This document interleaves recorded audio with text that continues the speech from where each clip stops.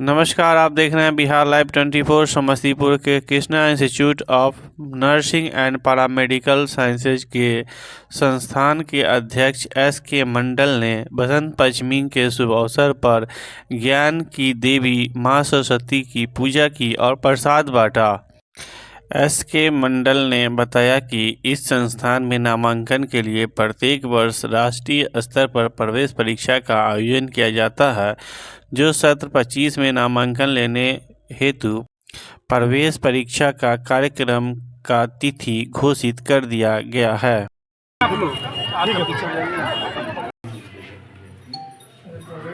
आज सरस्वती पूजा का दिन है और इस दिन पे क्या कहेंगे? यहाँ उपस्थित प्रिंट एवं इलेक्ट्रॉनिक्स मीडिया के मेरे साथियों, S.K. Mandal group of institutions में प्रशिक्षण प्राप्त कर रहे सभी छात्र छात्राओं एवं हमारे आज परिसर में आए हुए सभी अभिभावकगण को मैं सरस्वती पूजा की हार्दिक शुभकामना देता हूँ। आज Krishna institute of nursing and paramedical science के परिसर में यहाँ के छात्र छात्राओं के द्वारा बहुत ही हर्षोल्लास के साथ सरस्वती पूजा का आयोजन किया गया है, जो कि अभी आप लोगों ने देखा है।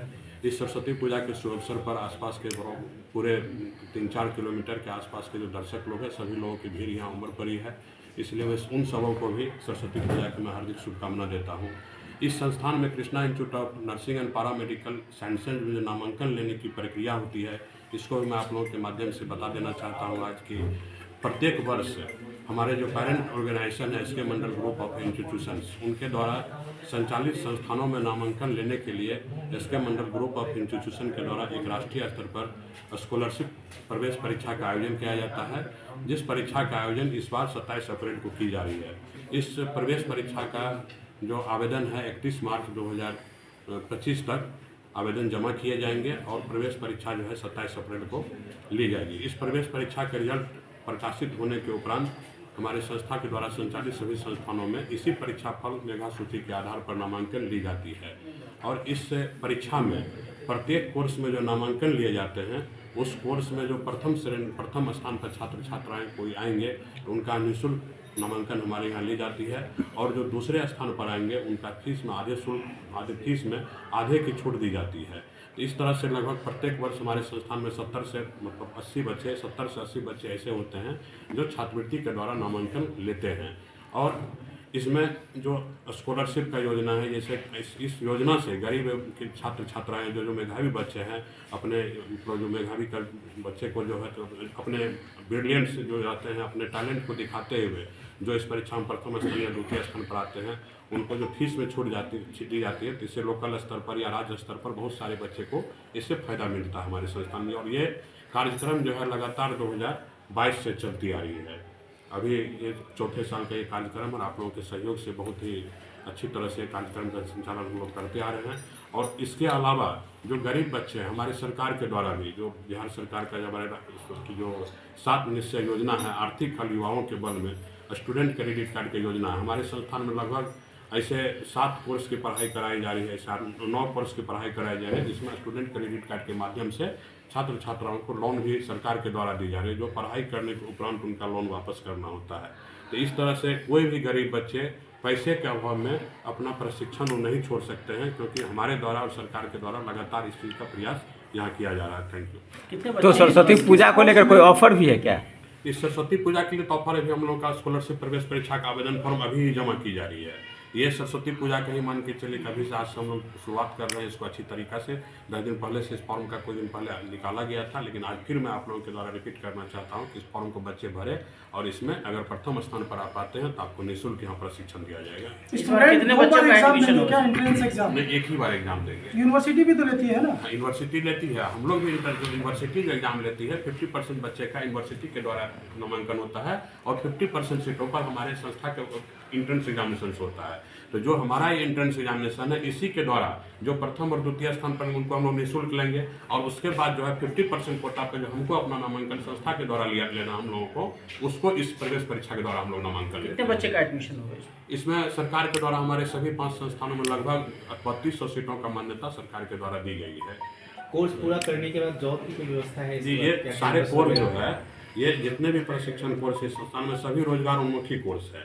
इस कोर्स में जितने भी आप देख रहे हैं कि जो भी है, जैसे DMLT का कोर्स मात्र 2 साल का कोर्स है। बच्चे उसका प्रशिक्षण प्राप्त करने के बाद कभी भी बैठा नहीं रहेगा। जितना भी आप अस्पताल देख रहे हैं, अभी भी आप देख रहे हैं अस्पताल में इमरजेंसी पड़ने पर अस्पताल में नॉन ट्रेंड आदमी के द्वारा काम लिया जाता है, जो अगर हमारे यहाँ से वो प्रशिक्षण प्राप्त करेंगे तो एक प्रशिक्षणधारी जो छात्र छात्रा है तो वो वहाँ काम करेंगे, तो उनका स्टैंडर्ड उनसे ऊँचा हमेशा रहेगा। और वो कोई भी बच्चा, एक तो सरकार के द्वारा वैकेंसियाँ 2 साल 1 साल पर निकाली जाती है। जैसे जितने भी कोर्सेज आप देख रहे हैं, फिजियोथेरेपी का कोर्स है, अगर फिजियोथेरेपी कोई बच्चा हमारे यहाँ से पास करते हैं, अपने दरवाजे पर बैठ करके वो क्लिनिक खोल लेंगे वो, तो उसको मतलब 15 से 20 हज़ार रुपये कमाने के लिए कहीं अपने घर से बाहर नहीं जाना पड़ेगा। चाहे वो देहात में काम करे या शहर में करे, अपने दरवाजे पर भी क्लिनिक खोल के फिजियोथेरेपी चलाएंगे। इसी तरह ऑक्यूपेशनल थेरेपी है। हॉस्पिटल मैनेजमेंट आप देख रहे हैं कि छोटा छोटा नर्सिंग होम से लेकर के बड़े अस्पतालों तक प्रबंधन का कितना दिक्कत होता है, अस्पताल होते हैं, लेकिन उसका प्रबंधन कैसे होना चाहिए, ये काम हॉस्पिटल मैनेजमेंट जो प्रशिक्षण के हुए छात्र छात्राएं हो तो वो करते हैं। तो हॉस्पिटल मैनेजमेंट का यहाँ पर ट्रेनिंग दी जाती है, जिसको भी पास करने वाले उनको नौकरी मिलना ही है। अब हर चौक चौराहे पर नर्सिंग होम में कहीं भी अभी प्रशिक्षण प्राप्त किया, प्रबंधन नहीं, मैनेजर नहीं है, प्रबंधक नहीं है, तो उसमें जो कार्य करेंगे वो हॉस्पिटल मैनेजमेंट के छात्र छात्राएं करेंगे।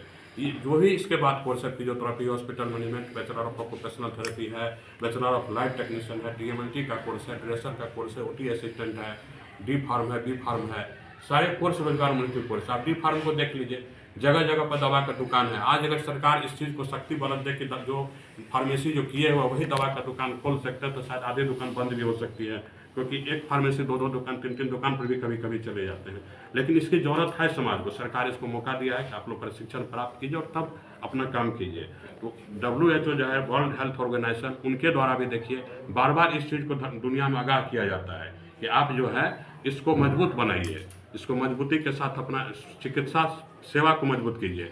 चिकित्सा सेवा तभी मजबूत होगा जब चिकित्सा शिक्षा मजबूत होगा। सर, आपने एक सवाल कहा कि जो गरीब बच्चे हैं वो पढ़ सके और वंचित नहीं रहे पढ़ाई से। क्या स्टूडेंट क्रेडिट कार्ड पे ही बच्चों का एडमिशन लेना है या उसके अलावा भी कोई शुल्क देना होता है? लेती है नहीं, जैसे बिहार सरकार के द्वारा जो स्टूडेंट क्रेडिट कार्ड योजना के मानक निर्धारित की गई है, 4 लाख रुपया तक का उसको लोन दिया जाता है, जिससे बच्चे वो कोई भी उच्च शिक्षा प्रशिक्षण प्राप्त कर सकते हैं। तो जो हमारे संस्थान में कोर्स कराता है, जैसे हमारे यहाँ मैनेजमेंट का भी कोर्स है, BCA है, BBA है, तो उनको स्टूडेंट क्रेडिट कार्ड से ही पूरी प्रशिक्षण और हॉस्टल में रहने की भी सुविधा मिल जाती है।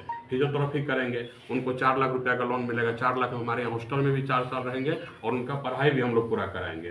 तो हॉस्टल में रहने से लेके खाने का पैसा हो गया, उनका किताब का पैसा हो गया, स्टेशनरी का पैसा हो गया, कॉलेज का शुल्क हो गया, सारे चीज़ 4 लाख में हो जाता है। तो बच्चे को घर से 1 रुपया नहीं देना पड़ेगा।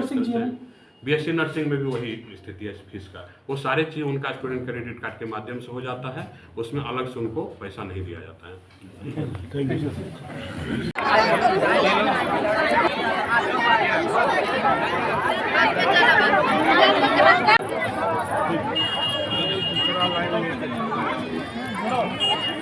सब आदमी लाइन से आइए।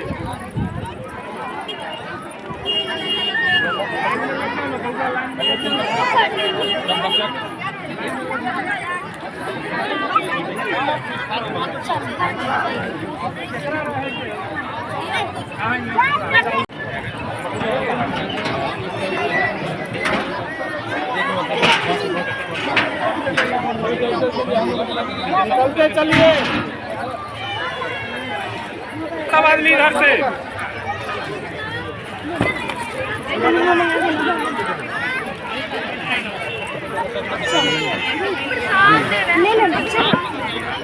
नहीं लेंगे अभी हम।